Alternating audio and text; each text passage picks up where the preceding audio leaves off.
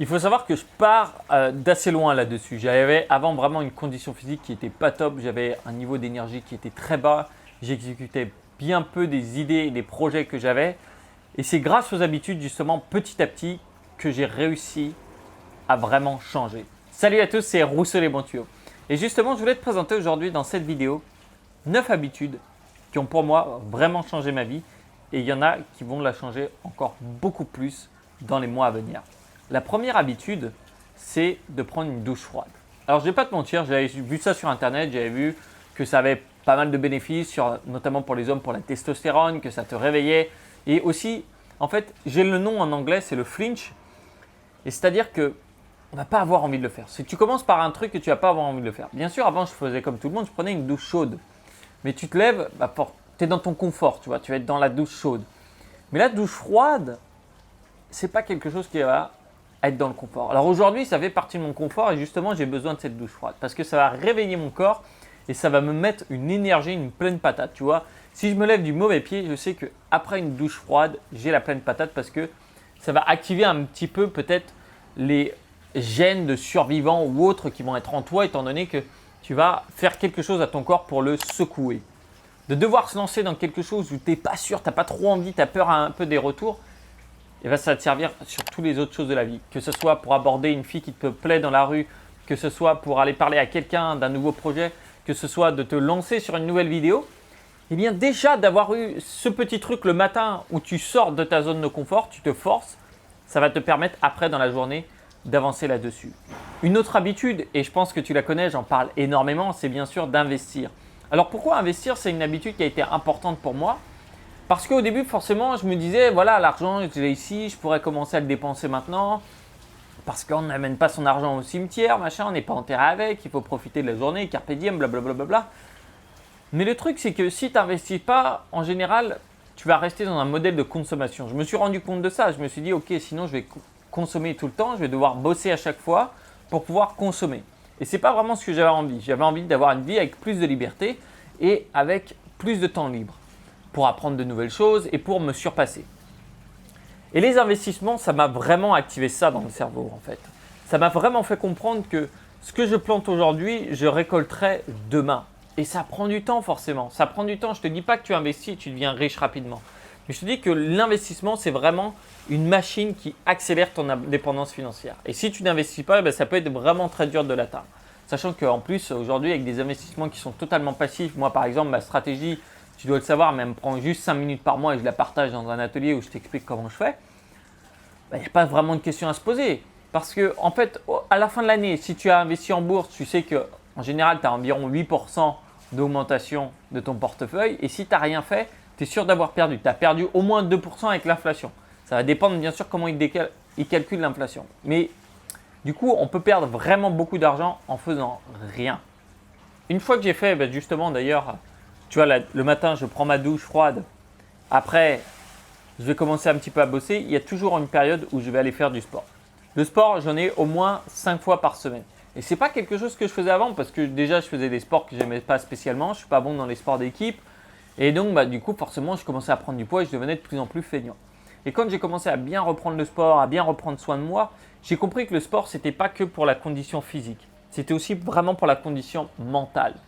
Et là, sur la condition mentale, sans le sport, franchement, j'arriverais rien à faire parce que j'aurais beaucoup de stress qui va s'accumuler, je vais avoir pensé à beaucoup de choses et le sport va vraiment aérer mon cerveau et réactiver encore une fois, c'est un petit peu là, les gènes survivants combattants, si tu veux, l'adrénaline qui va te pousser à aller plus loin et te pousser à aller plus loin dans tes projets. Par exemple, je me souviens très bien d'une fois, à l'époque où je travaillais avec une très grande entreprise de VTC pour leur amener des clients, ils m'avaient dit que je n'avais pas du tout amené de clients le mois précédent. Donc je me suis dit, ok, c'est 5 000 € de perdu sur un mois. Et pour moi, à l'époque, c'était une grosse somme. Et là, j'ai dit, mais ils se foutent de moi parce que moi, j'avais vu que j'avais bien apporté les clients et tout. Qu'est-ce que je suis allé faire? Je suis parti courir. Et là, je me suis dit, écoute, tu t'en fous, Antoine. Tu vas y aller, tu vas trouver des solutions, tu vas continuer d'avancer. Bon, au final, tout était dit que dans l'histoire, après, ils se sont rendus compte qu'ils avaient fait une erreur et j'ai bien touché l'argent là-dessus. Mais le sport, c'est vraiment quelque chose qui m'aide justement dans tous ces moments-là. Et avant le sport, en général, qu'est-ce que je fais? Je prépare un petit sujet de vidéo comme ici. Et donc, partager mes connaissances, ça a eu un effet bien plus positif que je pensais. Tu vois, quand j'ai commencé mon blog, moi, je ne pensais pas du tout que ça allait devenir une source de revenus pour moi. Bon, j'avais bien idée que j'allais gagner un petit peu d'argent avec parce que je connaissais les mécanismes d'Internet et je savais comment monétiser une audience. Sauf que petit à petit, partager mes connaissances, ça m'a beaucoup plus apporté à moi aussi. Ça m'a forcé à aller plus loin dans mes recherches, ça m'a forcé à organiser ma pensée. Et d'écrire à chaque fois, d'organiser sa pensée, ça me permet aussi de sauvegarder un petit peu. Tu vois, si j'ai oublié quelque chose, je peux revenir dans mes sujets de vidéo, je peux revenir là-dessus, j'ai mes propres recherches et je me suis créé cette base de données. Et ça, le savoir, tout ce que tu as acquéri en fait en savoir, c'est quelque chose qu'on ne pourra pas t'enlever. C'est un investissement qui reste tout le temps dans toi. Et justement, j'essaie toujours de plus en plus investir aussi dans mon savoir, de développer mes compétences que je vais pouvoir relier des fois ou parfois des compétences qui vont être totalement différentes. Alors ça peut paraître déjà beaucoup d'habitudes pour certaines personnes ou rien du tout pour d'autres. Il y a une autre habitude qui m'a beaucoup servi, c'est justement l'addition des habitudes. Parce que c'est difficile en fait de commencer, de changer totalement son mode de vie. Mais ce qu'il faut, c'est essayer 2-3 habitudes par mois, commencer à les implémenter et petit à petit additionner. Alors bien sûr, il y a des habitudes que tu vas enlever. Tu vois, tu ne peux pas tenir toutes les habitudes tout le temps parce qu'on a un temps qui est quand même limité dans la journée. Il faut savoir prioriser. Et on peut avoir, par exemple, j'avais une habitude, c'était d'aller à chaque fois au cours de danse. Une fois que j'ai atteint le niveau de danse que je voulais en salsa, par exemple, eh bien, je peux arrêter d'y aller. Ça va être pareil quand j'apprends aujourd'hui le chinois. Le chinois, ça prend 1 heure de mes jours, tous les jours de mes journées. Je passe 1 heure à apprendre le chinois.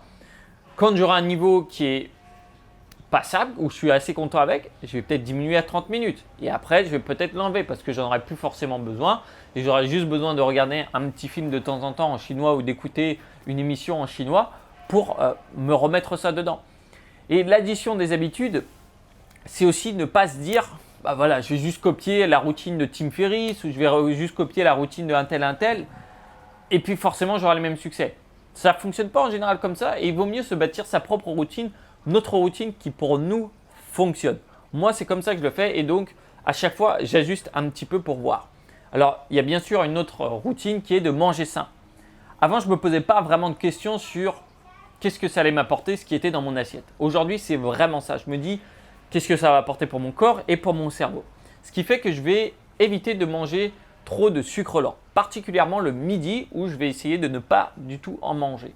Alors bien sûr, des fois, je peux transgresser une habitude, mais je vais essayer un maximum de les suivre parce que je sais que si je mange des sucres lents, après je vais avoir envie de faire la sieste. Avant, c'était d'ailleurs une de mes habitudes de faire la sieste. Tu vois. Tous les jours, je faisais une sieste. Et je me suis rendu compte que si je ne mange pas de riz, pas de pâtes ou autre à midi, je n'ai pas spécialement envie de faire une sieste. Donc, j'ai arrêté ça. Comme ça me facilite un petit peu. Je n'ai pas besoin de rentrer chez moi pour faire la sieste pour après aller dans un café. Et manger sain, franchement, c'est vraiment quelque chose d'hyper important. On ne se rend pas compte des bénéfices, quoi. C'est comme le sommeil, on ne se rend pas compte du bénéfice du sommeil et de la nourriture alors que c'est des choses qu'on fait tous les jours. Après ça, après que j'ai eu mon déjeuner, je vais lire. La lecture, j'avoue que je dois l'admettre, c'est une habitude que des fois j'enlève. Alors pourtant, c'est une de mes préférées. J'apprends plein de choses, je vous lis des histoires qui vont être intéressantes, tu vois. Et la lecture, ça va… Des fois, je ne suis pas d'accord avec le livre que je lis. Et justement, c'est intéressant d'avoir ce débat comme ça, sur le livre. Et tu vas pouvoir vraiment avoir des échanges intéressants. Alors même s'il n'y a pas de réponse, mais ça va t'ouvrir l'esprit. Ça va t'ouvrir l'esprit et aussi il y a un aspect de méditation pour moi dans la lecture, étant donné que tu n'as pas le bénéfice direct de la lecture. Ça peut être dans 1 an, ou des fois ça peut être à la fin du livre, ça peut être au bout d'1 heure que tu vas avoir une information qui va être impactante pour toi. Et c'est d'ailleurs pour ça que j'encourage vraiment à lire. Parce que il faut lire des livres en fait sur des sujets qui nous intéressent. Moi avant je ne lisais pas du tout. Tu peux voir d'ailleurs, j'en parle justement dans ma vidéo pour lire plus vite. Alors je ne sais plus si c'est à gauche ou à droite, du coup je vais faire des 2 côtés. Et comme ça tu verras la petite fiche apparaître où je t'explique comment j'arrive à lire plus vite. J'enregistre cette vidéo depuis la Thaïlande. Forcément, voyager, c'est une de mes habitudes favorites. Alors, j'ai d'ailleurs vu dans des études que c'était le voyage et d'apprendre de nouvelles langues qui permettait d'augmenter notre nombre de neurones. Alors, je ne sais pas si ça augmente vraiment le nombre de neurones ou si ça augmente le nombre de connexions. En tout cas, je sais que c'est un véritable challenge constant pour le cerveau de devoir s'adapter dans des milieux qu'il ne connaît pas du tout parce que tout va être nouveau. Et le voyage, ça m'a permis d'apprendre beaucoup sur les cultures, d'apprendre sur les différentes façons de vivre. Forcément, c'est un petit peu ce que je recherche dans le voyage. Mais ça m'a aussi facilité la vie, facilité le quotidien, que ce soit sur des démarches administratives ou que ce soit sur rencontrer de nouvelles personnes.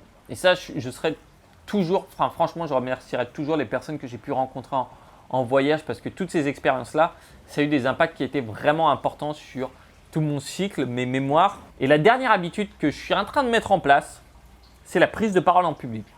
Et tu vois, je me dis, mais pourquoi je n'ai pas fait ça avant? C'est un truc que j'aime faire. J'aime bien partager mon savoir, j'aime bien partager mes connaissances, mes recherches que j'ai faites, mes expériences pour éviter que d'autres personnes tombent dans les mêmes panneaux, fassent les mêmes erreurs que moi. C'est d'ailleurs pour ça que j'ai fait les formations. Comme ça permet aux personnes qui veulent vraiment se bouger d'avoir des investissements qui vont fonctionner en automatique et d'éviter de faire les erreurs que j'ai déjà faites et d'avoir quelque chose qui fonctionne beaucoup plus vite. Donc partager ça, la prise de parole en public, mais je ne fais pas que là-dessus. Donc j'ai vraiment des sujets divers et variés. La dernière fois, j'ai fait aussi du stand-up comedy, c'est-à-dire que je devais raconter un sketch. Et je l'ai fait en anglais, donc justement, c'était un petit peu un challenge.